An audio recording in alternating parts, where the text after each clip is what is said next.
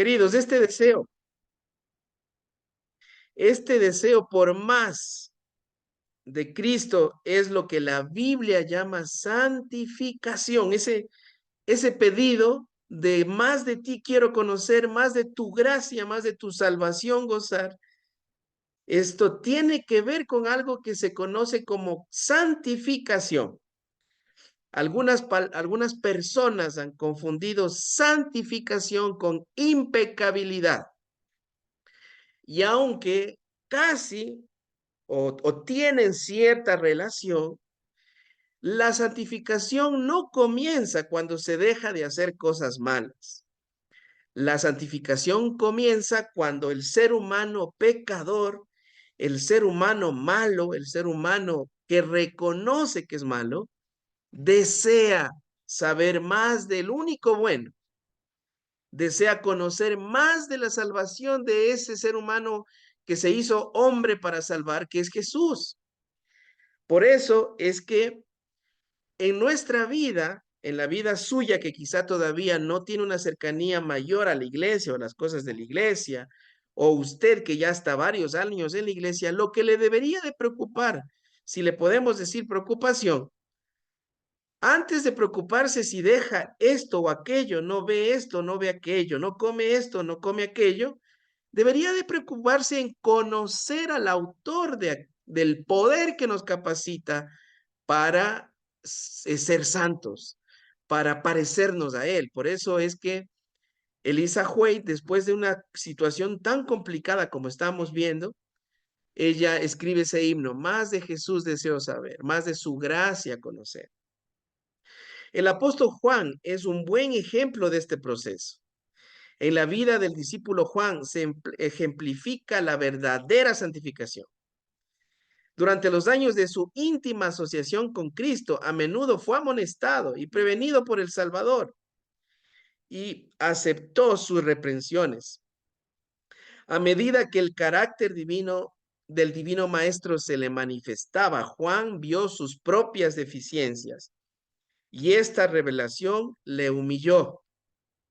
Día tras día, en contraste con su propio espíritu violento, contemplaba la ternura y la tolerancia de Jesús y oía sus lecciones de humildad y paciencia. Día tras día su corazón fue atraído a Cristo hasta que se perdió de vista a sí mismo por amor a su Maestro.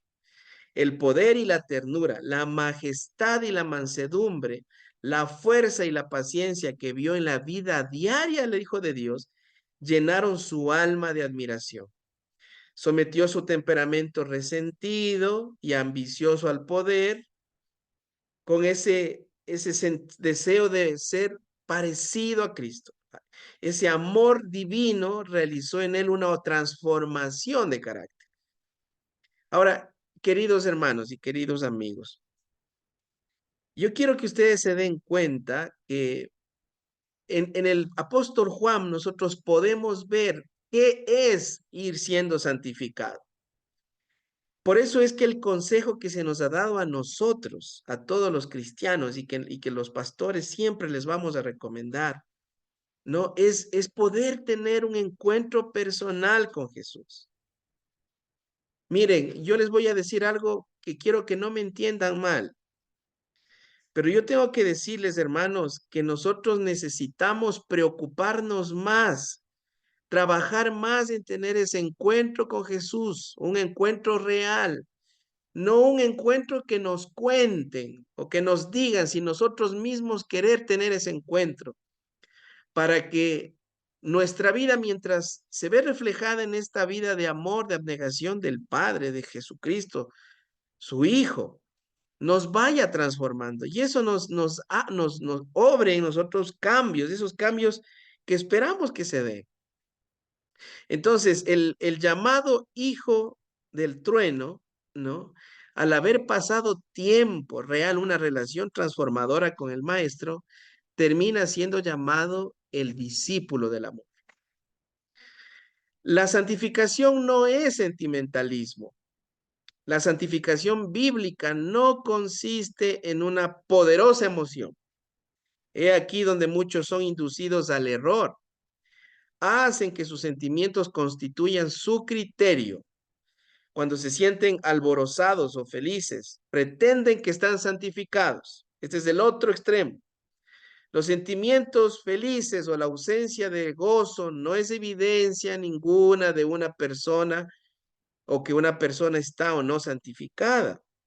No existe tal cosa como santificación instantánea. La verdadera santificación es una obra diaria que continúa por toda la vida. Los que están luchando con tentaciones cotidianas, venciendo sus propias tendencias pecaminosas y buscando la santificación del corazón y la vida, no realizan ninguna pretensión ostentosa de santidad. Es decir, aquel que está siendo santificado habla de Jesús, mas no habla de su vida. Yo ya soy santo, yo ya no peco, yo ya no como, yo ya no hago aquello, yo ya no hago, no. El que está realmente siendo santificado, si de alguien habla, es de la experiencia que está teniendo con Jesucristo. Está en el camino, las luchas son constantes, diarias, todo el tiempo, hermano. Hasta que antes de que venga Jesucristo, seguiremos con las luchas, seguiremos con las tentaciones, vendrán pruebas, pero lo que nos asegura que vamos a salir libres de ese momento será que ahora vayamos desarrollando un conocimiento profundo, una relación personal con Jesús. La santificación implica renuncia. Para recibir ayuda de Cristo debemos darnos cuenta de nuestra necesidad. Debemos tener un conocimiento verdadero de nosotros mismos. Solo quien se reconoce pecador puede ser salvo por Cristo. Y hermanos, miren, aquí les voy a decir dos cosas. La primera, ¿no? La semana pasada, antes de yo viajar al CADE,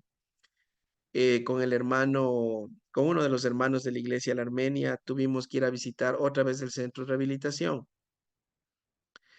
Y mientras yo estaba hablándoles a los del centro de rehabilitación que tienen problemas con alcohol y drogas, una de las cosas que ellos tuvieron que hacer para poder estar internados, para poder buscar ayuda, es después de haber intentado tantos años querer salir de ahí, fue reconocer que tenían una enfermedad. La persona que tiene algún tipo de vicio, si no reconoce que tiene el vicio, nunca se va a sanar porque ni siquiera va a buscar ayuda. Entonces, cuando nosotros reconocemos cuál es nuestra debilidad, nos damos cuenta que somos malos. Nos damos cuenta que no, la maldad, ser malo, no solo significa no hacer cosas malas, sino también la condición espiritual. Solamente ahí vamos a querer aceptar a Jesús, entregarnos a Jesús y estar con Él. Pero también, queridos, tenemos que saber que cuando nosotros comenzamos a sentirnos ya impecables, cuando comenzamos a ver a los demás como que si los demás fueran raros a nosotros porque pecan, hermanos, ahí estamos en un lío, porque podemos estar creyendo que estamos en Cristo, pero no estamos, porque el que realmente está siendo santificado, siempre va a haber algo en sí que le va a acercar a Jesús y va a ver a los demás con misericordia. Ahora, la segunda cosa que les quería decir es que cuando yo les estaba predicando a los adictos al alcohol y las drogas, yo les decía, yo para haber salido del alcohol y las drogas hice dos cosas.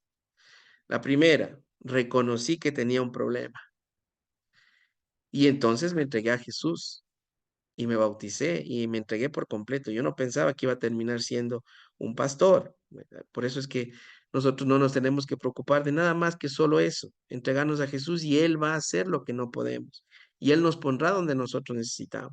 Pero yo también les decía, ahora, después de haber reconocido, haber sido intervenido, después de haberme entregado a Jesús por completo, también tuve que renunciar a algunas cosas. Y lo primero que hice es alejarme de aquellas personas que me hacían daño, de aquellos amigos que, aunque no parecía, sí me inducían a hacer cosas malas. Entonces, la santificación es un netamente un acto espiritual poderoso del Señor, pero el Señor no nos obliga a nada. Él va a esperar que tengamos el deseo de ser santificados. Por eso es que Elisa en su canto dice, más de Jesús deseo saber, más de Jesús deseo conocer, ¿no? Más de su gracia quiero conocer, porque es eso lo que nos va a transformar. Pero sin nuestra disposición a alejarnos, a dejar de ver aquello, de comer aquello, ¿no? La santificación no va a ser posible, porque el Señor nos indica el camino, tiene el poder para transformarnos, pero también tenemos que hacer nuestra parte. Continuando con el tema de esta noche, también quiero decirles que la santificación, aparte de que es una renuncia, también es un proceso diario. Miren lo que dice el libro La edificación del carácter en la página 9 de Elena White. En tanto que los que confían en sí mismos y dependen de su propia perfección de carácter, pierden su falso manto de justicia cuando son expuestos a las tormentas de la prueba. Los que son verdaderamente justos y con sinceridad aman y temen a Dios. Lucen el manto de la justicia de Cristo tanto en la prosperidad como en la adversidad. La abnegación, el sacrificio propio, la benevolencia, la bondad, el amor, la paciencia, la fortaleza y la confianza cristiana son los frutos cotidianos que llevan a aquellos que están realmente vinculados con Dios. Sus actos pueden no ser publicados al mundo, pero ellos están luchando todos los días contra el mal, ganando las preciosas victorias contra la tentación y contra el error. Quédese con esta primera frase. Quédese con todos los mensajes, pero iba haciendo énfasis en algunas cosas, ¿no? Los que confían en sí mismos y dependen de su propia perfección de carácter, pierden su falso manto de justicia. ¿Cuándo?